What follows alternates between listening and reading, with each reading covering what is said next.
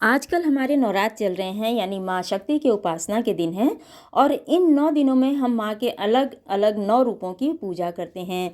तो हमें माँ की पूजा के लिए, उनके भोग के लिए भी अलग अलग प्रसाद बनाना होता है। और चूंकि हम उपवास रखते हैं तो हमें भी एनर्जी चाहिए होती है, जिससे कि हम अपने सारे काम कर सकें। तो इसके लिए आज हम बनाएंगे बहुत ही टेस्टी व्रत की रेसिपी, जो कि हम भोग लगाने में भी इस्तेमाल करेंगे और उसी को हम व्रत में ग्रहण भी करेंगे। तो ये ऐसी रेसिपी है जो कि बहुत जल्दी बनकर तैयार हो जाती है और बहुत ही एनर्जेटिक होती है। तो इसके लिए हमें कुछ नहीं, हमने एक फ्रेश नारियल ले लिया है। उसको ऊपर का जो ब्राउन पार्ट होता है उसको पीलर से अच्छे तरीके से पील कर लिया है और उसको छोटे छोटे टुकड़ों में काट लिया है। और इसका जो ऊपरी पार्ट हमने निकाला है, ब्राउन पार्ट, तो इसमें भी काफ़ी सारा गूदा रह जाता है।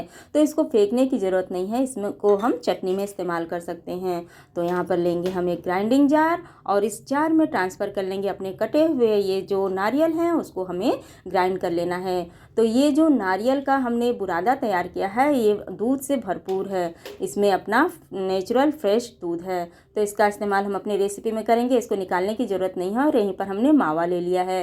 तो 1 कप के बराबर हमारा नारियल है, तो 1 कप के बराबर ही हम मावा ले लेंगे। और यहाँ पर हमने एक मोटे तले की कढ़ाई चढ़ा ली है और इसमें हमने जो नारियल को ग्राइंड करके तैयार किया है उसको इसमें ट्रांसफ़र कर लेंगे।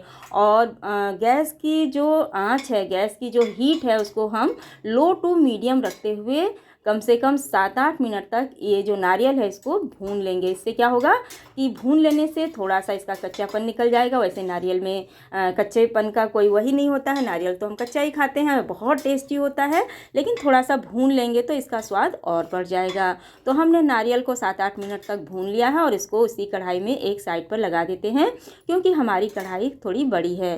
तो यहीं पर हमने जो 1 कप के बराबर मावा लिया था उसको हमने अच्छी तरीके से क्रश कर लिया था और उसको भी हमें 4-5 मिनट के लिए अच्छी तरीके से इसको भून लेना है। 4-5 मिनट, या जब तक इसका जो घी है वो सेपरेट नहीं होता है तब तक। और हमारे इस मावे में बहुत ज़्यादा घी है, जैसा कि आप देख सकते हैं, और ये घर का बनाया हुआ मावा है।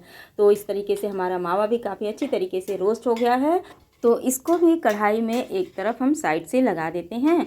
और यहीं पर हमने 1 कप मावा लिया है, 1 कप के बराबर हमारा ये फ्रेश नारियल है। तो 1 कप के ही बराबर, या फिर अपने मीठे के अनुसार हमें यहाँ पर शक्कर ले लेना है। तो हमने 1 कप से थोड़ा कम इसमें शक्कर लिया हुआ है, इसको भी डाल देते हैं। और अब इन सारी चीज़ों को हमें मिलाते हुए रोस्ट कर लेना है। तो अब इनको हमें कम से कम 10 मिनट तक अच्छी तरीके से बिल्कुल लो हीट पर हमें भून लेना है। और हमारा जो मावा है काफ़ी अच्छी तरीके से भून गया है। तो इन सबको अच्छी तरीके से मिलाते हुए हमें बिल्कुल लो हीट पर कम से कम 10 मिनट तक अच्छी तरीके से भून लेना है। और चूँकि हमारा मावा वैसे भून तो काफ़ी अच्छी तरीके से गया है, लेकिन इसमें गुठलियाँ सी पड़ गई हैं। तो जब भी हमारा ये मिक्सचर अच्छी तरीके से फ्राई हो जाएगा तो हमको इसको ठंडा कर लेना है।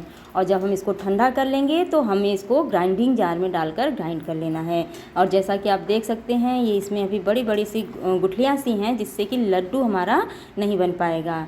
तो बस हमारा ये रोस्ट हो चुका है, इसको हम छोड़ देते हैं कुछ देर के लिए और ये ठंडा हो जाएगा। और जिस तरह से हमने इन सारी चीज़ों को रोस्ट किया है, तो ये लड्डू हम बनाकर महीनों भी रख देंगे तो ये बिल्कुल भी ख़राब नहीं होगा।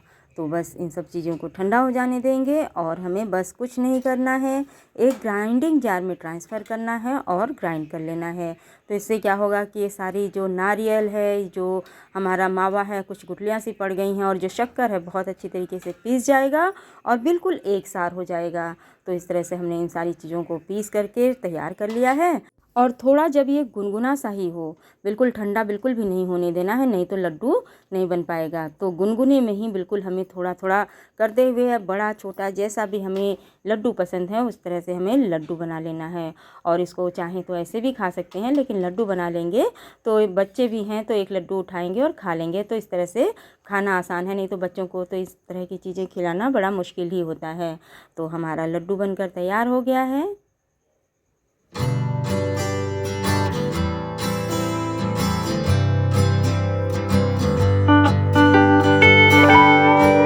इस तरह से ये हमने छोटे साइज़ का लड्डू बनाया है।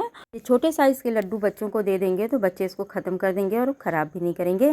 तो छोटा बड़ा जैसा भी साइज़ रखना है हम अपने अकॉर्डिंग रख सकते हैं। तो लड्डुओं को बनाने के लिए हमने बिल्कुल भी घी का इस्तेमाल नहीं किया था, लेकिन पूरे हाथ में घी हो गया है, क्योंकि हमारा मावा शुद्ध घर का है और जो नारियल है उसमें भी उसका खुद का नेचुरल दूध है। तो इस तरह से महीनों चलने वाले लड्डू बनकर तैयार हो गए हैं, जो बहुत ही शानदार हैं।